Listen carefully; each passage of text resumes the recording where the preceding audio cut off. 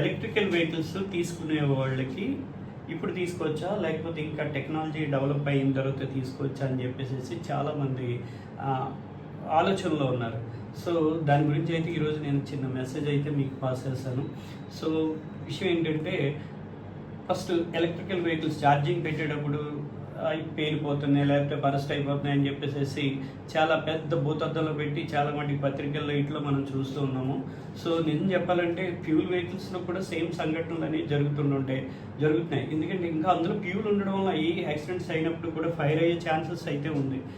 కానీ దీంట్లో battery system, lithium battery, మనకు గత 25 సంవత్సరాల నుంచి కూడా దీని టెక్నాలజీ అంతా కూడా మన మొబైల్ ఫోన్లో జరిగిన రీసెర్చే. కారణం ఏంటంటే సేమ్ టెక్నాలజీ ఈరోజు వాడుతున్నాం. విషయం ఏంటంటే గత 7 years 6 years బ్యాక్ వెళ్ళి మనం చూసుకున్నట్టయితే ఐఫోన్ లాంటి ఫోన్ తీసుకున్నా సరే దాంట్లో బ్యాటరీ వచ్చేటప్పటికి ఉబ్బుపోవడం, లేకపోతే ఛార్జింగ్ కెపాసిటీ తగ్గిపోవడం, లేకపోతే 1 yearకి 2 yearsకి పోవడం. సో ఈరోజు ఆ పరిస్థితి లేదు. ఎంత తక్కువ రకం చైనా ఫోన్ తీసుకున్నా సరే అది ఏదో డిస్ప్లే పోవాలి తప్ప ఛార్జింగ్ కెపాసిటీ తగ్గుతలేదు. 5 years 6 years అయినా సరే అది బ్యాటరీ అనేది అలాగే ఉంటుంది. సో ఇప్పుడు వచ్చిన టెక్నాలజీ ఎంత గొప్పగా ఉందండి. ఈ టెక్నాలజీది కార్కి అయితే 2 wheelerకి అయితే 300 kilometers ఇస్తున్నారు. అదే 4 wheelerకి అయితే 400 to 600 kilometers వరకు ఛార్జింగ్ కెపాసిటీ ఇస్తున్నారు. దానికి మళ్ళీ 1,80,000 kilometers వరకు కూడా బ్యాటరీ వారంటీ, అలాగే 8 years బ్యాటరీ వారంటీ ఇస్తున్నారు. అంటే ఎంత బాగా టెక్నాలజీ డెవలప్ అయిందో చూడండి. తర్వాత ఇంకో విషయం ఏంటంటే, ప్రజల్లో అయితే చిన్న అపోహ అయితే ఉంది. లాంగ్ దూరం వెళ్ళినప్పుడు ఏంటంటే ఛార్జింగ్ ఎక్కడ పెట్టుకోవాలి, ఛార్జింగ్ స్టేషన్స్ లేవు కదా అని చెప్పేసి. తప్పకుండా ప్రభుత్వం అయితే దానికైతే కొన్ని నిబంధనలు అయితే తీసుకురావాలి. పార్కింగ్ ఫెసిలిటీ ఉన్నా మనం, ఎందుకంటే దూర ప్రాంతాలు వెళ్ళినప్పుడు లాడ్జెస్లో దిగుతాం, లేకపోతే రిలేటివ్ సీట్లో దిగుతాం. సో లాడ్జెస్లో దిగినప్పుడు పార్కింగ్ ఫెసిలిటీ ఉన్న ప్రతి లాడ్జెస్లో కూడా తప్పనిసరి చేయాలి ఏంటి, ఛార్జింగ్ స్టేషన్స్ ఉండాలని చెప్పేసి. అలాగే ఇంకో విషయం ఏంటంటే, హైవే మీద వెళ్ళినప్పుడు బూస్టర్ ఛార్జర్స్ అనేవి చాలా ఉన్నాయి. కానీ ఏంటంటే అంత ఈజీగా పెట్రోల్ బంక్లకు ఐడెంటిఫికేషన్ అవుతలేదు. ప్రభుత్వం అనేది ఏంటంటే ఒక smart petrol bunk charging stations design చేయాలి.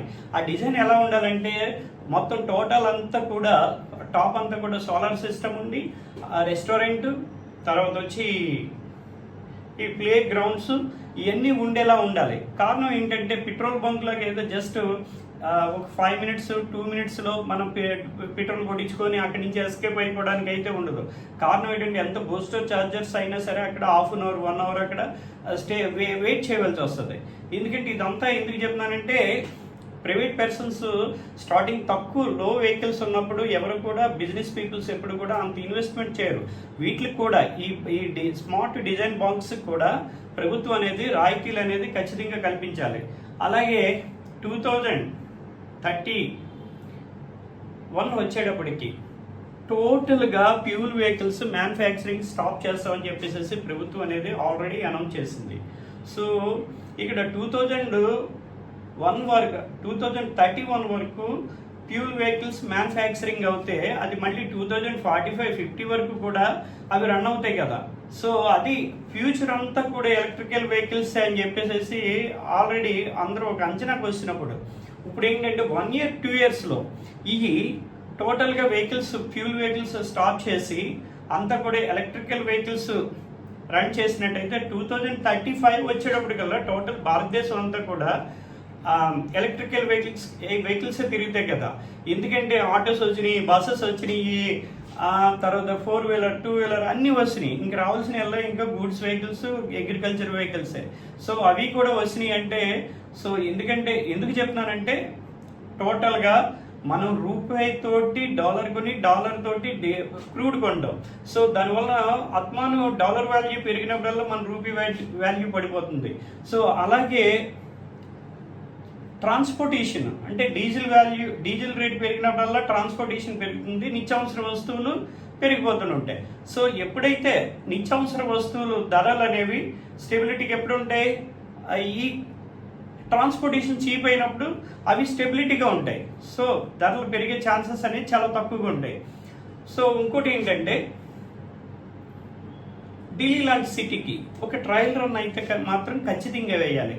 ఎందుకంటే ఢిల్లీ అవ్వచ్చు, లేకపోతే చిన్న సిటీ అవ్వచ్చు, టోటల్ 1 year 2 years టైం నుంచి టోటల్ అన్ని కూడా ఎలక్ట్రికల్ వెహికల్స్ వాడాలి ఈ సిటీలో అని చెప్పేసి ఒక అనౌన్స్మెంట్ చేసి ఒక నిబంధన అయితే తీసుకొచ్చిందంటే ప్రభుత్వం, ఏమవుతుందంటే ఇప్పుడున్న కరెంట్ ఎంత అవసరం ఉంది ఎలక్ట్రికల్ వెహికల్స్కి రాకముందు, ఎలక్ట్రికల్ వెహికల్స్ టోటల్ అవుతే ఎంత కరెంట్ అవసరం ఉంటుంది, అది 50%, 30% అనేది ఒక అంచనాకు వస్తుంది.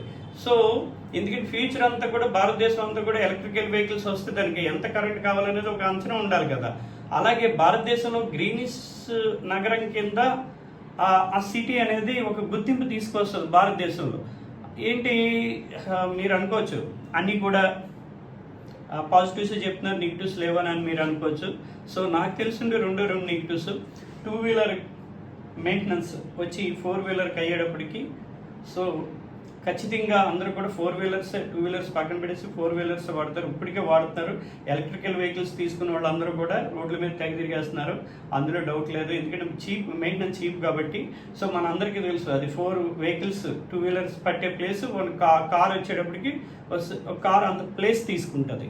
సో అలాగే ఇంకో మనకి ఫ్యూచర్లో అయితే మన భారతదేశంలో ఉండే రోడ్లు, వేరే దేశాలు కాదు, భారతదేశంలో ఉండే రోడ్స్ అయితే మట్టి ఖచ్చితంగా సరిపోవు.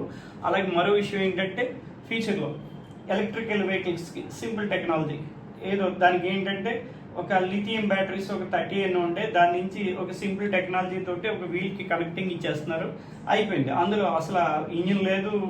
ఆ తర్వాత వచ్చి కార్పొరేటరు, సైలెన్సరు, ఈ మంత్లీ 3 monthsకి లేకపోతే 1 yearకి ఒకసారి ఆయిల్ చేంజింగ్ ఇవన్నీ ఉంటాయి కదా. సో అటువంటి మెయింటెనెన్స్ అనేది కూడా ఏం లేదు.